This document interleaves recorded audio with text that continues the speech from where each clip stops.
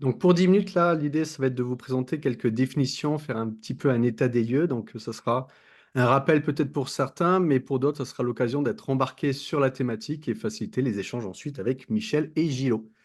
Donc on y go avec les définitions, on sort notre bon vieux Larousse qui définit la frugalité comme étant quelque chose qui se nourrit de peu, qui vit de manière simple. Donc sur la base de cette définition, on peut dire que l'IA frugale, c'est un système d'IA qui, tout au long de son cycle de vie, est peu consommateur de ressources.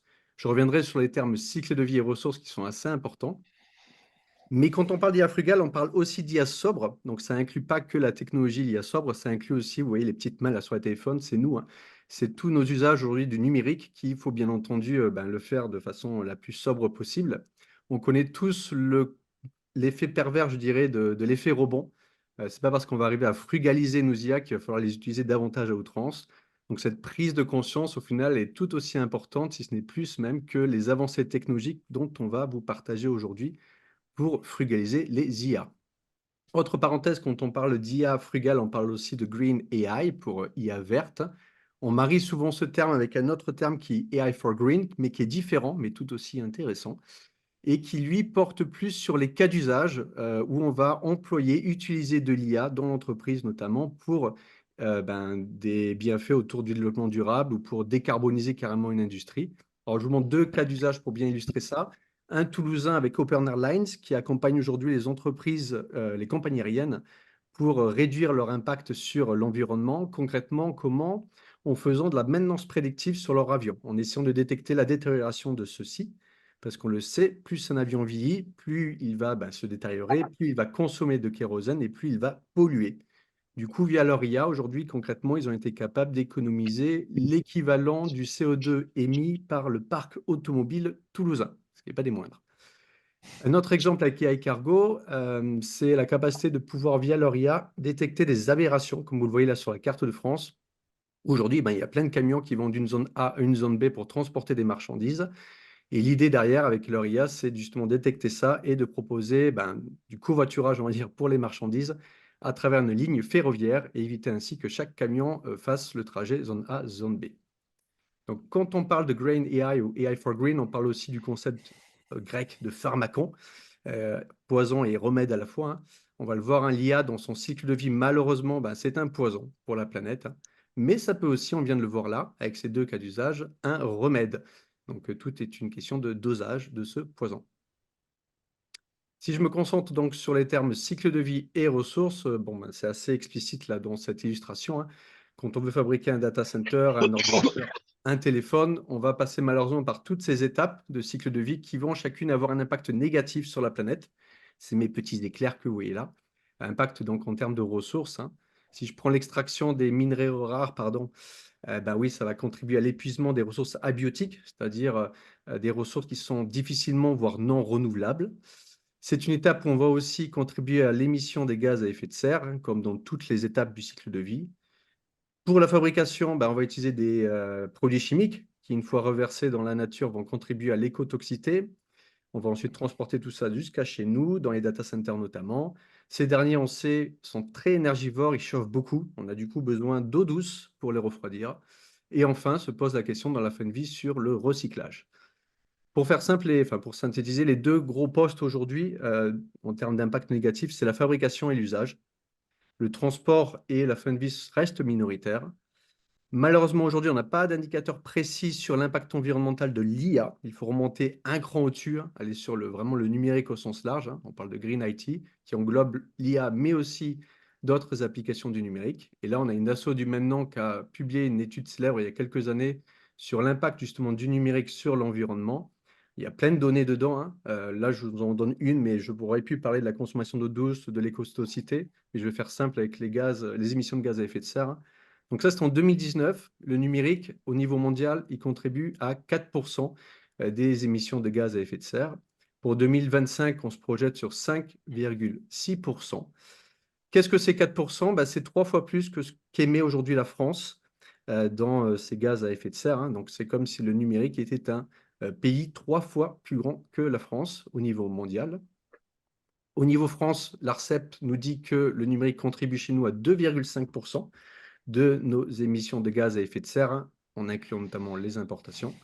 Et si je regarde du coup le triptyque produit utilisateur, data center et réseau, bah, le poste qui a le plus d'impact négatif, c'est celui des utilisateurs. Et si je me focalise un peu plus sur ce poste-là, on se rend compte que c'est au niveau de la fabrication de nos équipements numériques, 78%, hein, contre 22% sur l'usage. On verra que pour les data centers, c'est l'inverse, hein. Michel pourra peut-être nous en parler davantage. 70%, donc c'est beaucoup. Alors, en 2019, quand l'étude a été faite, on était à 8 équipements numériques par habitant. On prévoit en 2025 de multiplier par 2, donc 16 équipements numériques par habitant. Ça a été pas mal boosté, notamment par les objets connectés, qui alimentent aussi en data l'IA, forcément.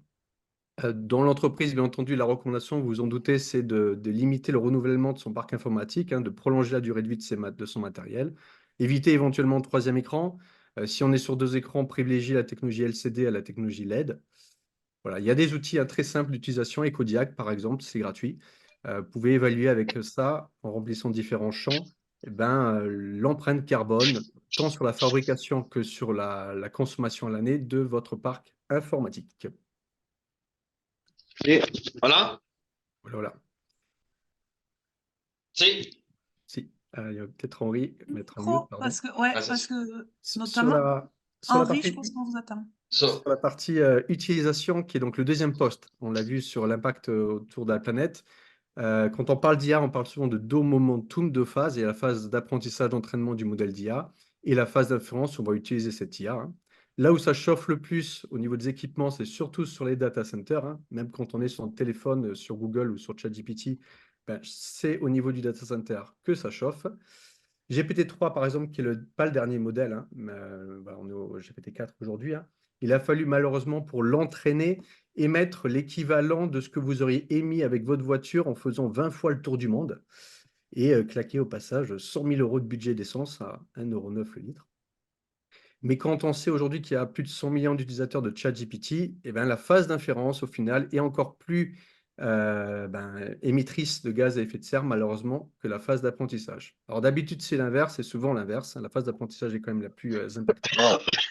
Et c'est sur celle-ci qu'on a tendance à le plus se concentrer. Je fais une petite parenthèse, il y a l'AFNOR qui, du coup, dans le cadre de la stratégie nationale de recherche en intelligence artificielle, à la demande de la Cour des comptes, qui est en train là de travailler pour les 4-5 mois à venir sur justement un guide des bonnes pratiques sur l'IA frugale.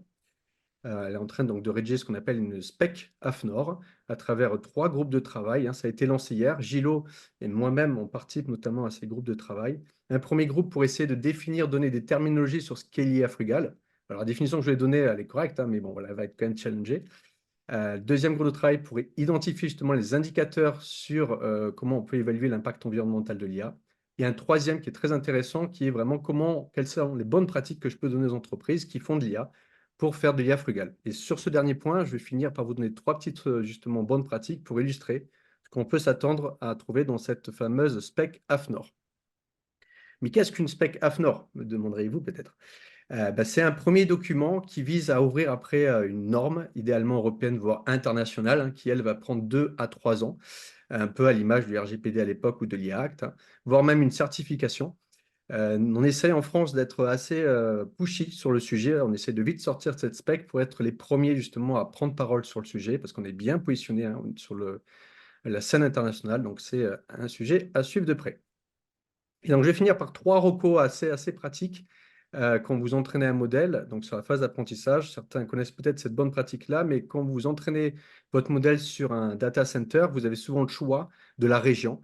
Et la bonne pratique, c'est de choisir une région avec un bon mix énergétique en termes d'énergie renouvelable, hein. Par exemple, au lieu de choisir l'Allemagne ou l'Angleterre, d'aller taper directement dans le Canada. En faisant ça, vous allez juste en un clic, hein, faire une économie de plus de 3000% sur votre empreinte carbone, hein. La France est quand même très bien positionnée. Michel pourra encore nous en parler tout à l'heure, hein. Mais les Canadiens sont très forts. Ils chauffent notamment, j'ai appris, des établissements seniors avec des data centers. Sur la partie entraînement, une bonne reco, c'est aussi aujourd'hui, il y a énormément de modèles pré-entraînés qui existent, hein. Sur GameFace, c'est presque 1,5 million. Donc la bonne pratique, c'est pas de refaire la roue, c'est de prendre des modèles qui existent déjà, faire de l'apprentissage par transfert, un fine-tuner un modèle pour éviter de polluer inutilement en repartant de zéro.